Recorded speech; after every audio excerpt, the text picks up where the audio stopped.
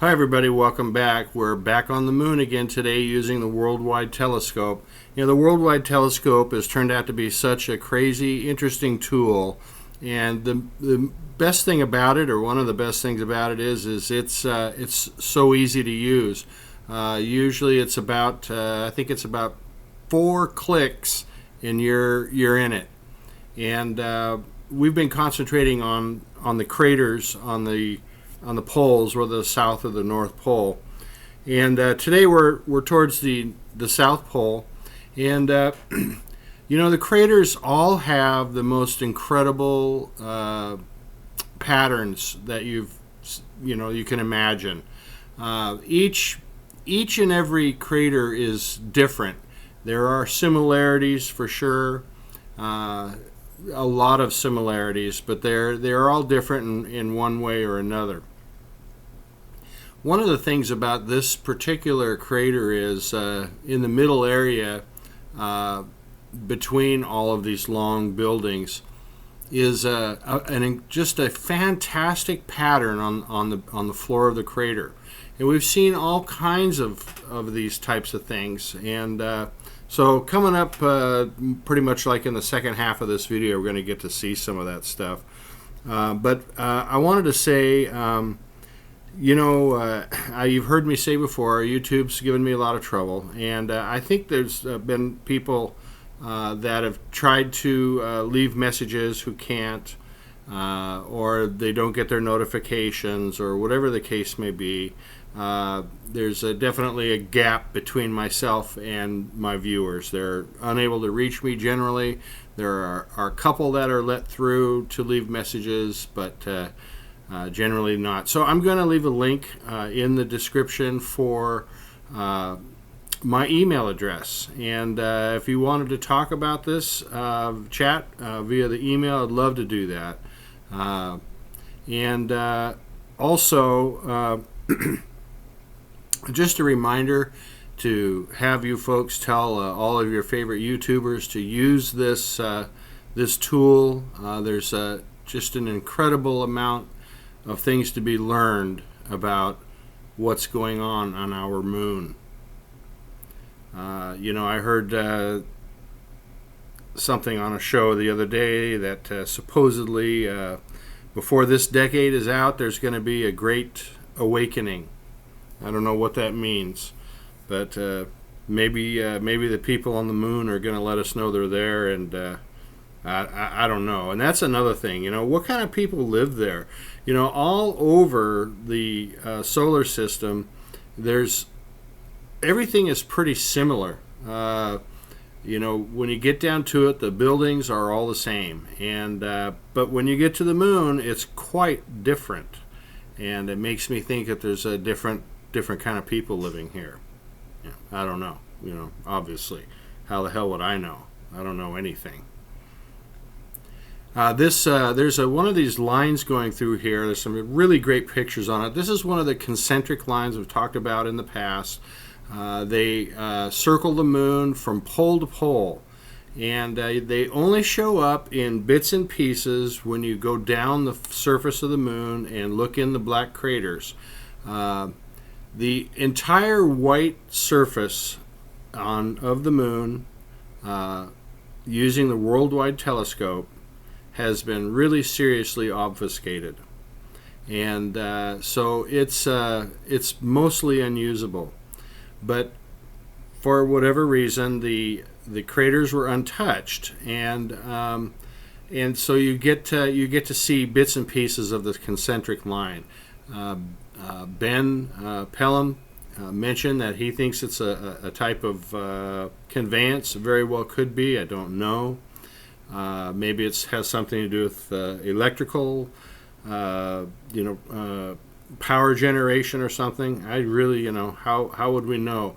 But there's some really great detailed pictures in this one of the line in this particular crater, and it's a very busy concentric line. A lot of small structures, various other things in and around. Very, very different. In these pictures, some of them are obscenely close. Okay, I mean, they are really, really close up.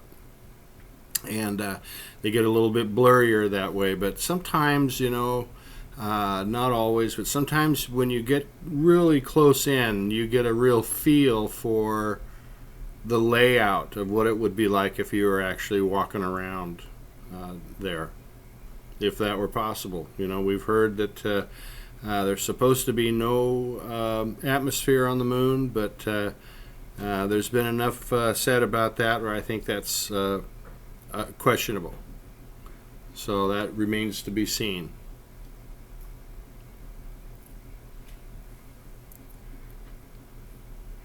These concentric circles are so extremely interesting, and they're obviously very important for the moon. I would love to do a video on those, and I've actually twice started to do that, and it's extremely difficult to do. For one thing, you have to locate all of these bits and pieces of these lines, and then find a way to draw them on a globe, and then to make it so something that people can understand. What's going on. So really tough, and it's if I'm working a full-time job and I just don't have the time, it would take me a month just to do a video just on these lines, I think, and I just don't have the time to do that. So maybe someday, but I really would like to, because it's obviously extremely important. And so many of these things look like little pillars or something. I don't know what they are. I don't think they're pillars, but good shot of the line here in this particular crater from edge to edge. You can see there's so much going on in that line. And as we work our way down, you can see the buildings off to the right. Those are some of those are what you might see coming down from the edge of the crater, where it's all white there. We saw that in the last video, where we actually got to see what the edge of the crater or the slope of the crater wall looked like. Normally it just gets bleached out, much like what we see right here. And in this picture, you just get a little hint of what's on those walls, on the crater walls.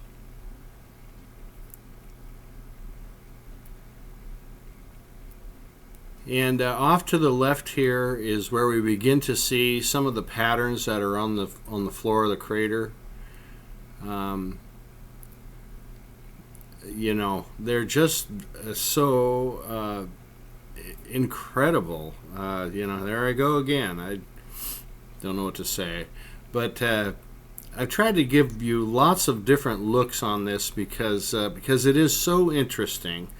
And it's just too darn bad that we don't have this in 3D, because there are different levels going on down there on the ground, or what appears to be the ground. And some of these pictures you'll be able to perceive some of that, some of those differences.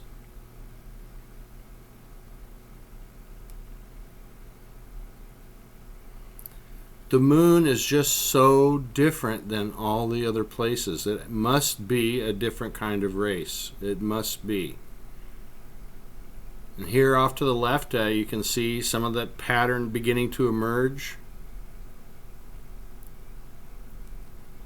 And when you're looking at this, I can tell you, you would be tempted to think that this is all some kind of piping or industrial something or other. And while the resolution on these pictures isn't absolutely good enough to say for sure what those lines are, they do have I would say it's likely that these lines are made up of individual structures, the same type of building, one after the other. You can just make that out in some of these pictures where you can see these lines. If it were a pipe, it would just be all one color, but these are it just looks to me like they're individual buildings. And maybe in the future we'll be able to to get a better picture of that and to say for sure. But I'm pretty sure that's what we're looking at here. And you know, these patterns are so complicated, and some of them look exactly, I mean exactly like a maze, you know, like those maze, you know, when you're a kid and you go to the restaurant and they have a placemat for you and you turn it over and it's got this maze in there. Well, that's exactly what this looks like. It's a big giant maze. For what? Who knows? And also, sort of a strange feature about looking at some of these pictures, I have noticed that when we get into some of more of the even more close up, I'm going to get you pretty darn close. You'll want to tilt your head to the left and look at the picture when your head is tilted to the left. Okay, I know that sounds stupid or strange, but you do get a whole different look of what you're looking at. And the same is true when you tilt your head back the other way. It's as if it changes. Somehow your perception of it changes. Dead center, like slightly off to the right, there's some really intricate maze-looking patterns there. And this is all mixed in with some regular, you know, square-type structures sticking their heads up above this this maze-looking stuff.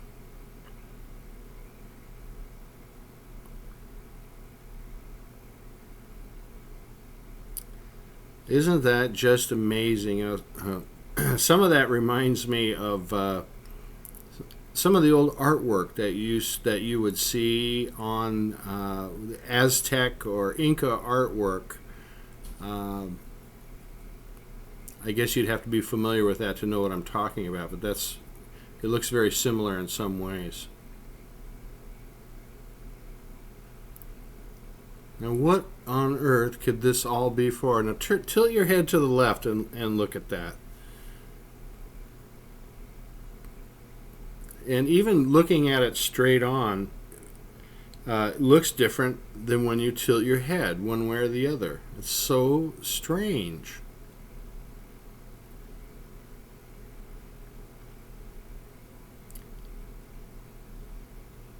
So I guess if these are all made up out of individual buildings that create these lines in the maze, then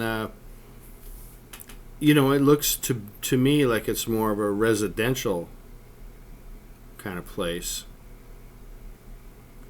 You know, obviously really hard to say. But you need to, if you look into the picture, you can get some a little bit of a 3D feel for what it looks like, and you can see that some of this maze material is up above or slightly below some of the surrounding maze material. Call it maze material for lack of another name. You see that? Tilt your head. You get a completely different look.